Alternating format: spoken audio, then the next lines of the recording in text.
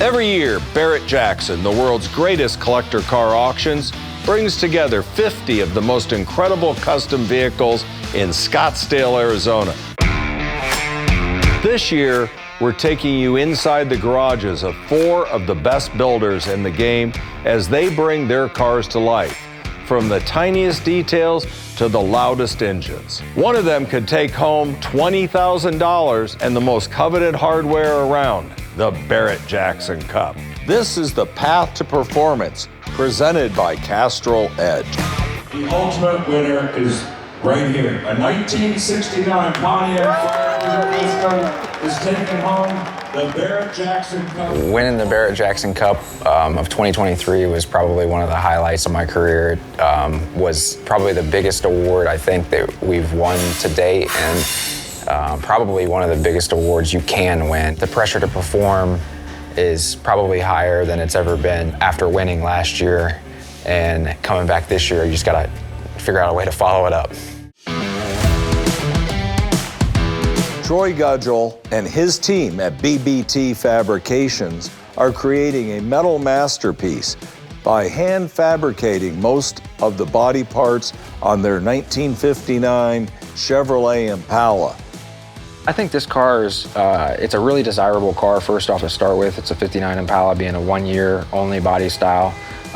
Really sought after car. There's a lot of neat features. It's not overly wild, but it's going to be tastefully done with a lot of detail in areas that most people will probably overlook.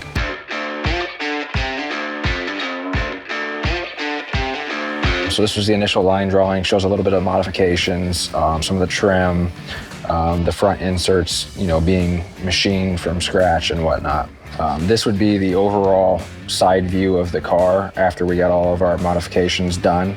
Shows the one-off hood inserts, grille, bumper, the one-off wheels that we designed that will be made for the car, and then the side trim, and just the overall look of the car. The inside is going to be a modern spin-off of the original, so still have some of the design elements of the original 59 Impala door panels. Going to maintain the 59 Impala dash, just because that's one of the most iconic parts of the car is the dash with the pods of the gauges, but bring it up to date, extend the bottom down a little bit so it covers all this air conditioning and things that we're going to hang below the dash that wouldn't have originally been there. The engine bay is probably going to be about the most customized part of the car. Everything from the inner fender wells to the firewall to the radiator cover is all going to be hand built from flat sheet metal, shaped and formed into shape of what we want here. To kind of showcase the engine is the focal point. So when you open the hood of this thing, it's just going to be real clean. I really like it when we're able to do minor things that make such a huge difference on a car, to where you can just clean up a little bit here and there, remake the rear bumper, do this and do that, and not take away from the original design of the car, just kind of add to it.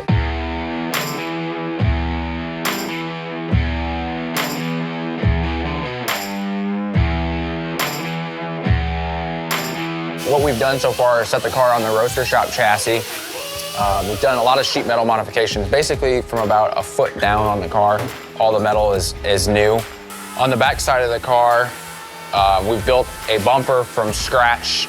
It's 14 gauge sheet metal. We've added custom machined exhaust tips and this custom machined lower valance center section.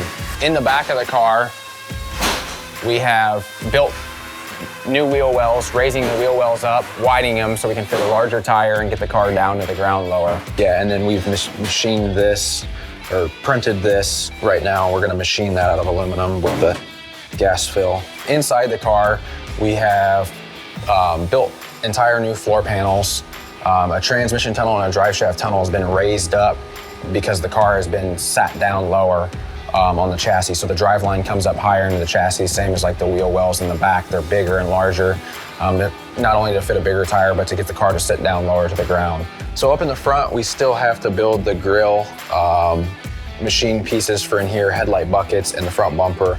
As you can see, we haven't got to the headlight buckets yet, but that's essentially what the car looked like when we started. So you can see all the clean metal everywhere else that has been worked on, whereas the headlight buckets are still in their factory form. The Impala for us is going to be a street-driven car that's going to perform as well as it possibly can, being the size of the car.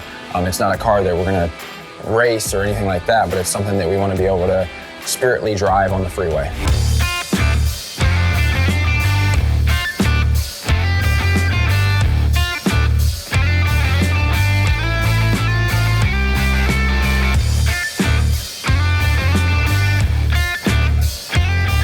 This car is going to have an immense amount of work into it, a lot of man hours, a lot of little details that just take time, and the timeline is small for this caliber of car to be built in. So we're going to be pushing it to get it to the finish line, but we'll make sure it happens. I think if you work here, you have to be passionate, because if not, you get left out to dry real quick. The passion has to be there, because we put 100% in everything we do, whether it be making a little bracket or the whole overall of the car. It's every part of it's going to be there 100%. We've got the right group of guys and the right talent in the shop to make this thing happen. I love every bit of this. There's nothing else that I could see myself doing. I'll wake up in the middle of the night thinking about ideas, or thinking about, oh man, we should have done it this way, or we still can do it this way before it even happens. I mean, if I wasn't building or creating cars, I'd be building or creating something else.